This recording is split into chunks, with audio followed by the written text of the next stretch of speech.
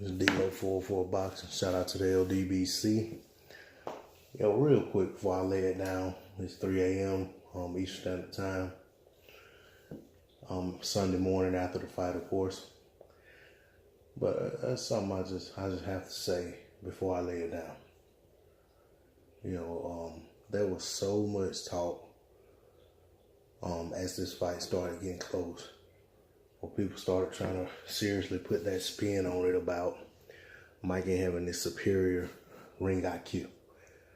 And that was talked about by us fans, people on YouTube, fans on YouTube, all over social media. It was talked about with people like, boxing writers, former fighters, current fighters, trainers, so forth and so on. A lot of people started spinning that narrative about Mikey having this superior boxing IQ that was going to, pretty much overcome anything Errol had to offer, but in the same token, befuddle and confuse Errol Spence because it would be something he'd never seen before. So just disregard everybody these guys have fought.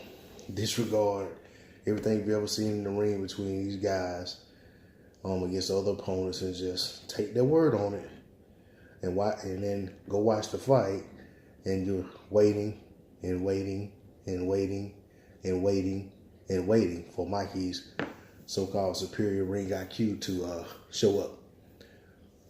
I want to say this right here about this so-called ring IQ.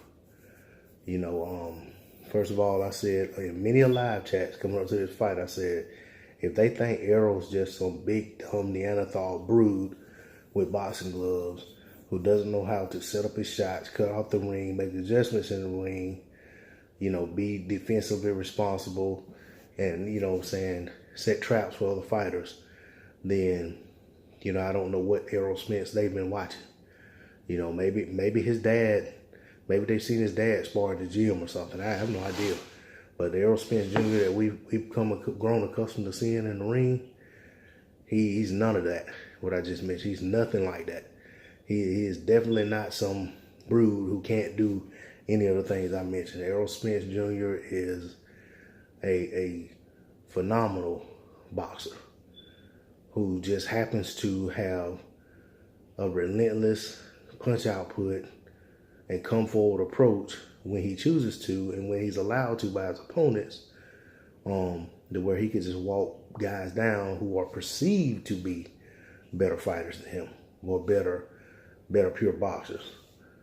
But, the proof is in the pudding. We've seen enough of Errol Spence's fight and enough of the outcomes to know that Errol is no one-trick pony. So, as far as Mikey's superior ring IQ, I want to say this. The man never figured out how to get past Errol's jab. Now, if you tell me a guy with superior ring IQ cannot figure out a guy's jab, but he's supposed to be, something like, comparable to Floyd Mayweather. That's the comparison people are making. They actually were making comparisons to Floyd Mayweather ring IQ. And it's like, man, first of all, you guys haven't seen Mikey face the kind of opponents to even give him that type of praise. You know what I'm saying? Mikey's been in a lot of fights that he was favored to win going into the fights, and it wasn't even questionable. It was, he's going to run over this guy because this guy's on this level and Mikey's on this level. And then now Mikey was in a fight against a guy that was supposed to be on a similar level as him. And it turns out, Errol showed that Mikey isn't anywhere near his level as far as head-to-head goes. But I reiterate, superior boxing IQ, but the man never figured out how to get past the jab. Never figured out how to take away the jab. Never found a way to counter off that jab. And in the last thing, he saw something though. What he thought he saw in that Peterson fight, he very well may have saw. he very well may have seen Lamont Peterson do some things that he felt like he could do better and have success with. But the thing is, him and Lamont Peterson are two totally different fighters.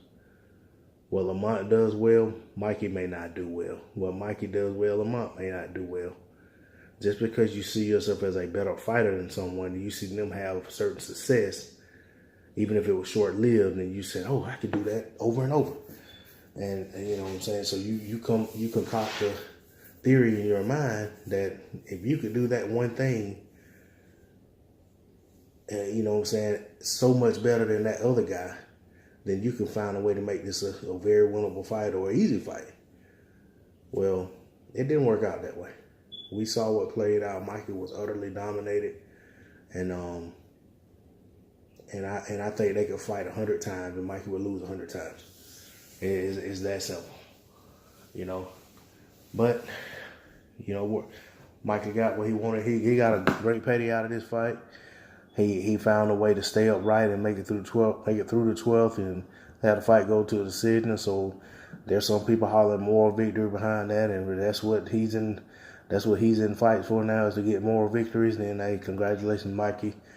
You got a decision, unanimous, one-sided, shutout loss. Congratulations. It's D-Lo 404 Boxing. Shout out to the LDBC. Shout out to my subs. And sub to the channel. I just please subscribe.